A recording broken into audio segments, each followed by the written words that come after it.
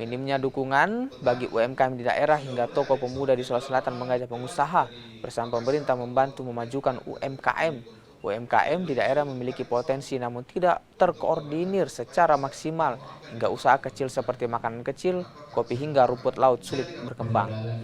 Kendala terbanyak adalah kurangnya dukungan untuk pelaku UMKM. Di sisi lain, masih rendahnya kesadaran pelaku UMKM mendaftarkan hak intelektual usahanya. Jadi yang kurang dari UMKM di Kabupaten Jeneponto itu adalah tentang mentoring. Itu yang tidak ada selama ini. Kita kasih modal, tapi untuk mengelola modal itu dia tidak nyampe begitu. Jadi yang menurut saya yang paling kurang dan paling krusial adalah yaitu mentoring. Dan mentoringnya itu harus dari yang berlatar belakang pengusaha dong, yang sudah berhasil.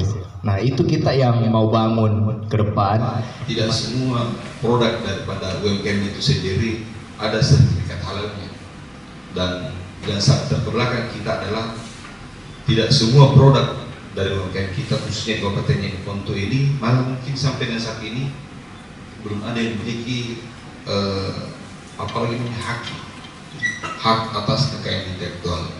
Kapan kita tidak memiliki hak atas kekayaan intelektual ini bisa jadi akan menjadi sebuah sesuatu yang tidak bagus nanti.